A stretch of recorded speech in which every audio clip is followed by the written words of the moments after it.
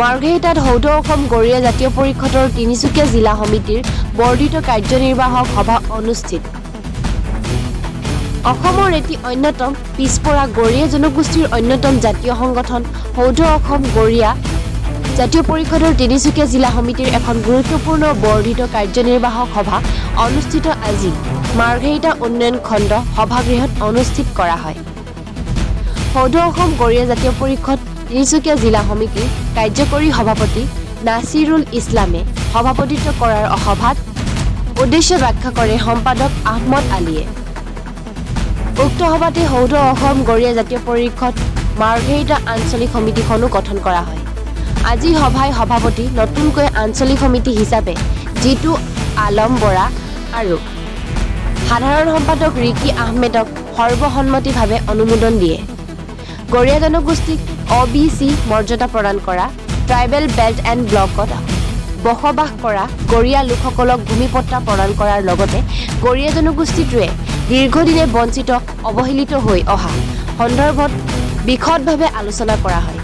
উক্ত অনুষ্ঠানত উপস্থিত থাকে সৌধ অসম গৰিয়া জাতীয় পৰিষদৰ ৰাজ্যিক সমিতিৰ সভাপতি মইনুল ইছলাম, যুটীয়া সম্পাদক নুৰুল আমিন, সাংগঠনিক সম্পাদক মুকিবুৰ ৰহমান আৰু ৰমজান আলীসহ বহুসংখ্যক বিষয়ববীয়াৰ লগতে স্থানীয় শতাধিক ৰাইজ উপস্থিত থাকে।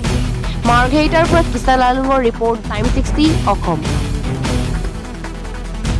শদিয়া ট্ৰাইবেল বেল্ট এণ্ড ব্লকত গৰিয়াসকলক বিশেষ সংৰক্ষিত জনগোষ্ঠীৰ মৰ্যাদা দিয়া আদি কৰি বিভিন্ন সমস্যাৰ বিষয়ে আলোচনা হৈ এটা সিদ্ধান্ত গ্ৰহণ কৰা হয় আৰু ট্ৰাইবেল বেল্ট এণ্ড ব্লকত যাতে গৰিয়াসকলক এটা সংৰক্ষিত মৰ্যাদা দিয়া হয় তাৰ কাৰণে আমি চৰকাৰী বা মুখ্যমন্ত্ৰী মহোদয়ক এটা সাক্ষাৎ কৰি এটা ব্যৱস্থা গ্ৰহণৰ বাবে দাবী জনাবলৈ এটা সিদ্ধান্ত গ্ৰহণ কৰা হয়।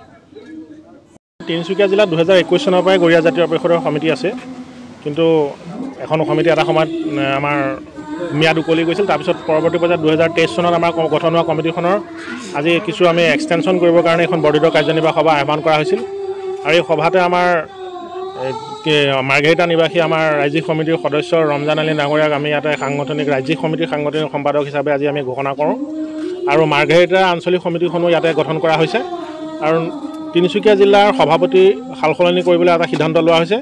লগতে তিনিচুকীয়া জিলাৰ আমাৰ যিখিনি শদিয়া আপোনাৰ মহকুমাৰ অন্তৰ্গত যিখিনি আমাৰ গৰিয়া লোক বসবাস কৰে, তাত যিটো ট্ৰাইবেল বেল্ট এণ্ড ব্লকৰ আণ্ডাৰত যিখিনি আমাৰ মানুহ বসবাস কৰি আছে, এই বসবাস কৰা মানুহখিনিৰ যিটো মাটিৰ সমস্যা হৈছে, ম্যাদী পট্টাৰ মাটিখিনি লৈ পেলাই আমাৰ যিটো সমস্যা হৈছে, এই সমস্যাৰ সমাধানৰ ক্ষেত্ৰত আমি কেনেদৰে আগবাঢ়িম এই বিষয়ত আলোচনা কৰা হৈছে। লগতে তিনিচুকীয়া জিলাৰ বিভিন্ন জেগাত আমাৰ সিঁচৰিত হৈ থকা প্ৰায় আমাৰ 6000 পৰা 7000 মান গৰিয়া লোক আছে। এই লোকসকলক আমি একত্ৰিত আৰু সংগঠিত কৰি পৰৱৰ্তী পৰ্যায়ত অসমৰ সকলো গৰিয়াসকলৰ কাৰণে OBC যিটো আমি ডিমাণ্ড, এই ডিমাণ্ডটোৰ ক্ষেত্ৰৰ লগতে আন সমস্যাসমূহ সমাধানৰ ক্ষেত্ৰতো আমি সমানে আগবাঢ়ি যাবৰ কাৰণে আজি সভাত সিদ্ধান্ত গ্ৰহণ কৰা হৈছে।